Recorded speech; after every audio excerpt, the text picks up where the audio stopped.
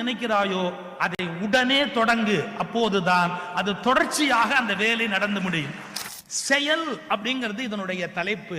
வாழ்க்கையில் செயல் என்பது ரொம்ப முக்கியம். வெறும் சொல்லுனால என்ன நன்மை இருக்கு? நிறைய பிளான் பண்ணிக்கிட்டே இருப்பான், ஒரு துரும்ப கூட கேள்விப்பட மாட்டான். சைனீஸோட வெற்றி என்னன்னு சொல்றான். ஒரு பிரிட்ஜ் கட்டுறதா இருந்தா 10 மாதம் திட்டமிடுகிறார்கள், 2 மாதத்தில் கட்டி முடிக்கிறார்கள். இதான் சீனாவுடைய வெற்றிக்கு காரணம். 12 மாதமும் திட்டமிடுகிறார்கள், எதையும் கட்டாமலேயே விட்டு விடுகிறார்கள்னா அந்த நாடு எப்படி முன்னேறும்?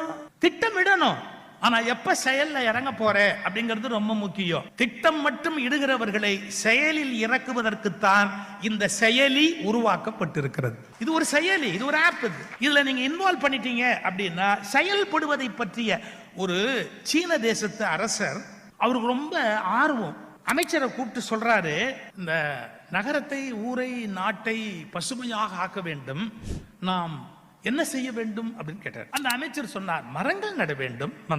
நிறைய மரங்கள் நட்டால் பசுமையாகும்.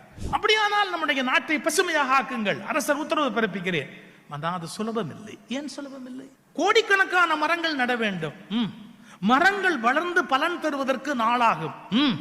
இந்த நாடு முழுவதும் நட்டு பசுமையாக மாற்றுவதற்கு பல வருட கணக்காக கூட ஆகலாம். எனவே அது சாத்தியமில்லை அப்படின்னார்.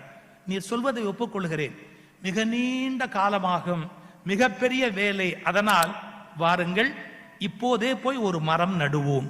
என்ன அர்த்தம்? எது முடியாது என்று நினைக்கிறாயோ அதை உடனே தொடங்க.